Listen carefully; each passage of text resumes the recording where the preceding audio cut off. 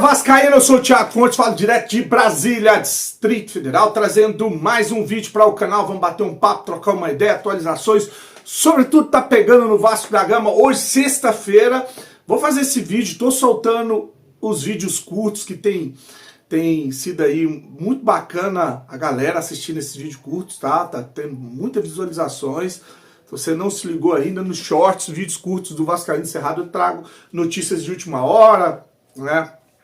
Jogo rápido, menos de um minuto de vídeo. E hoje, mais tarde, às 20 horas, eu vou ter uma live aqui, bater um papo com o professor Mariotti, lá do Super Papo Vascaíno. Então hoje tem live no canal, fica ligado pra gente trocar uma ideia mais tarde, tá bom? Curte, se inscreve no canal, deixa o joinha, deixa o like, deixa o hype se você ainda tiver, né? Dá essa força pro canal continuar sendo indicado, continuar crescendo no YouTube. Olha, eu vou começar esse vídeo. Ontem na Sul-Americana a gente viu que a gente passou e vai pegar o Independente Del Valle.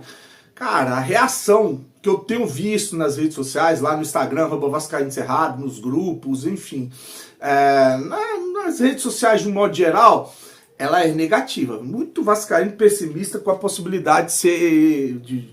com a possibilidade não, com o nosso adversário na Sul-Americana, que é o Independente Del Valle lá do Equador, um time que já eliminou o Flamengo, já meteu 5 no Urubu, já eliminou eles no Maracanã, é um time encardido, joga na altitude, 2.800 metros, né? A gente sofreu lá com o Melgar em 2.300 metros, eu falei aqui no vídeo curto que jogando na Libertadores agora, eles não perderam em casa, né? Empatou com o River, ganhou de 1-0 do Universitário e ganhou do Barcelona lá do Equador também de 2-1. O problema é quando eles... é igual o Bolívar, né? Quando joga na altitude é um leão, mas quando sai para jogar fora é um gatinho. Então ele perdeu por isso, porque ele empata com o Universitário do Peru fora de casa por 1-1, ele...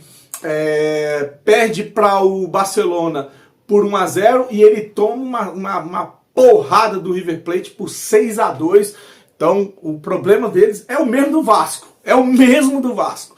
O Vasco, quando vai jogar fora, é um gatinho, quando está em São Januário é um leão. Então vamos ver, quem conseguir segurar a onda jogando fora de casa, por exemplo, o Vasco vai lá, se ele não tomar uma porrada, ele consegue, de repente, buscar essa classificação jogando em São Januário. Então, dois times que têm essa característica. Só que o Independente Del Valle é líder do campeonato no Equador, lidera lá, e é um time que permanentemente ou constantemente está jogando Libertadores. É um time enjoado pra caramba, mas dá pra passar, tá? Franco atirador, cara. Agora é franco atirador. Se não passar na Sul-Americana, abraça. Campeonato Brasileiro e Copa do Brasil, como eu falei, Campeonato Brasileiro é o nosso foco. Então, sem desespero, sem muita pressão, vai, joga o que tiver que conseguir jogar. Lembrar que esse jogo é só lá para julho, né? Só depois da parada do Mundial. Vamos ver se o Vasco vai conseguir ter um padrão melhor de jogo e se vai se reforçar.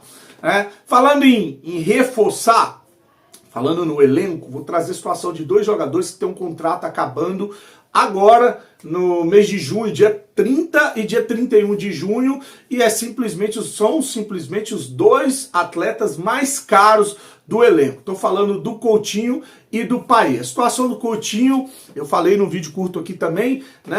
Ele quer permanecer, o Vasco quer que o jogador fique. O Fernando Diniz já falou que é um jogador importante demais para ele, que é um privilégio estar contando com o Coutinho no elenco. Tem essa conversa do Coutinho com o Aston Villa e a do Vasco com o Coutinho. O Coutinho, né, provavelmente vai tentar uma rescisão de contrato. Se não rolar, é complexo, tá? Se não rolar, o Vasco vai tentar um novo empréstimo. O problema do Coutinho é o seguinte, que eu falei aqui, é um jogador que para o Fernando Diniz é importante, para o Vasco é importante.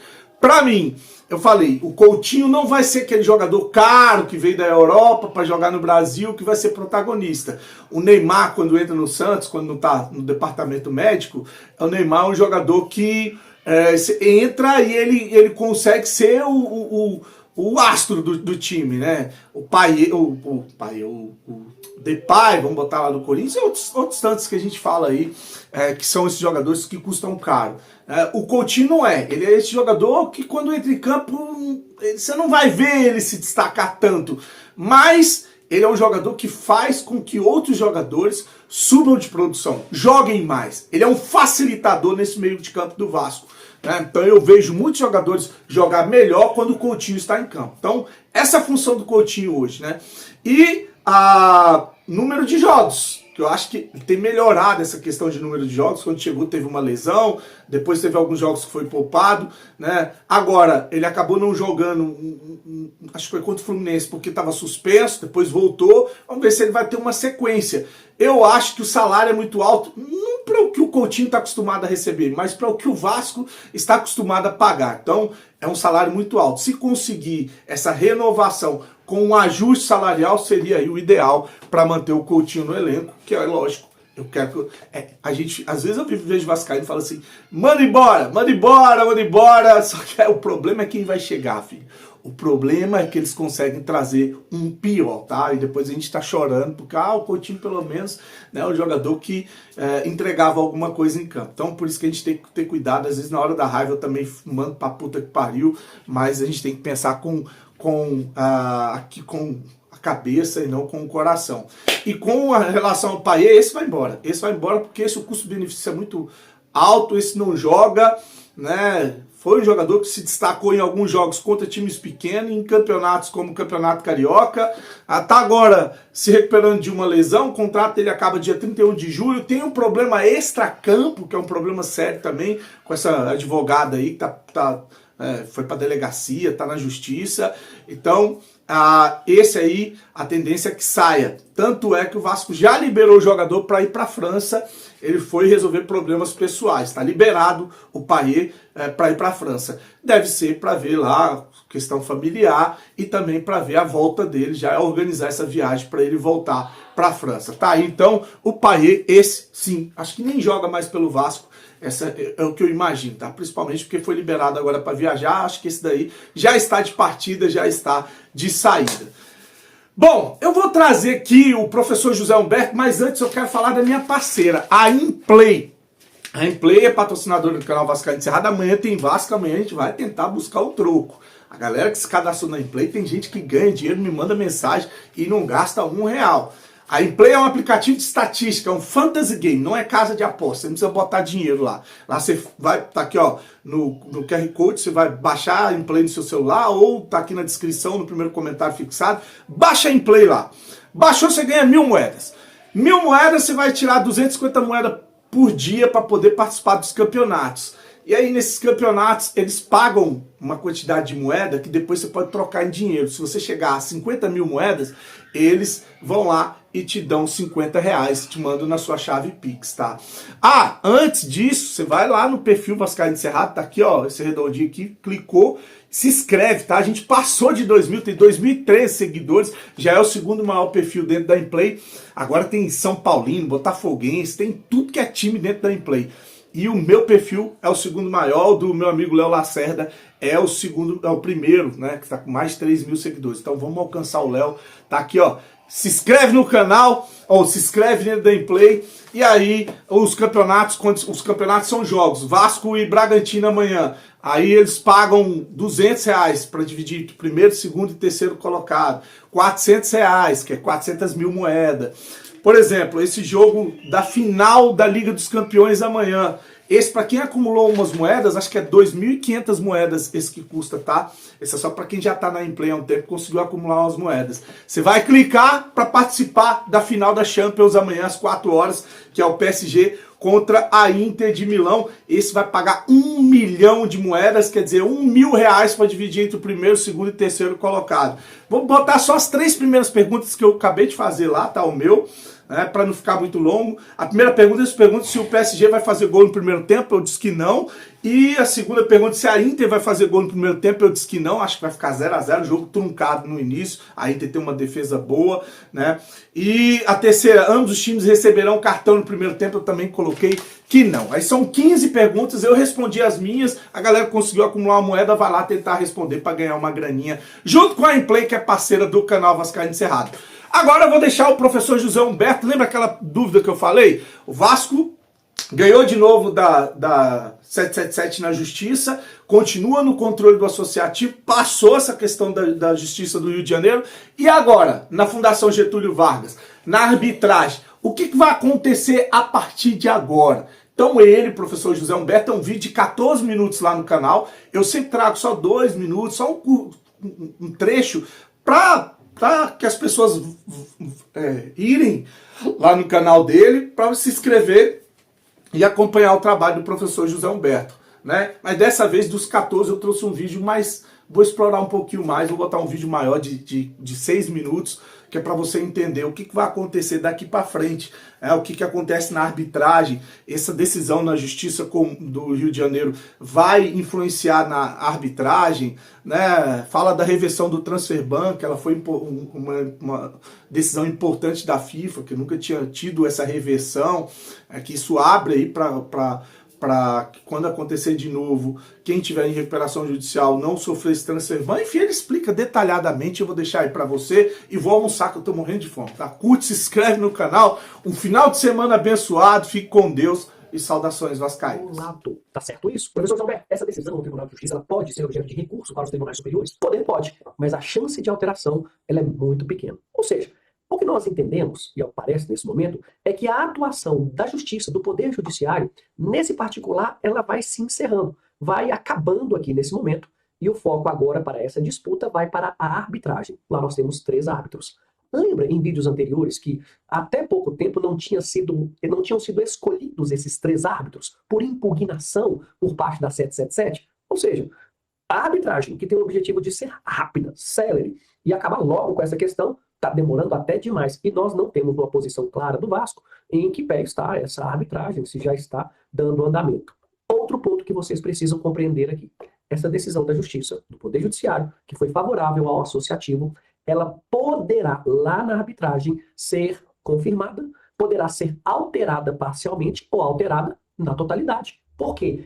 Transferirá para a arbitragem essa competência para o controle da SAF. Tá, professor? Então a 777 pode voltar para o controle? Poder pode, mas a chance, creio eu, muito pequena, porque foi decidido pelo Poder Judiciário, com aqueles fundamentos que estão ali na decisão de gestão temerária, então creio ser muito difícil que um árbitro, nesse momento, vá alterar essa decisão. Ao que parece, manterá a decisão, teremos a arbitragem até o final, para ali aplicar os direitos que cada uma das partes está alegando. E ali temos uma disputa clara entre o Vasco Associativo e a 777. O que nós temos dentro disso tudo em se tratando do Poder Judiciário e a arbitragem? Agora você vai focar na arbitragem. O que o Vasco precisa deixar claro é como ficará a arbitragem, qual o andamento da arbitragem. Paralelo a isso, continuará o associativo no controle da SAF. Então nós temos a recuperação judicial que está em andamento, continuará o caminho dela, tentando ali aprovar um plano de pagamento dos credores que já foi apresentado. Certamente teremos uma assembleia, uma reunião,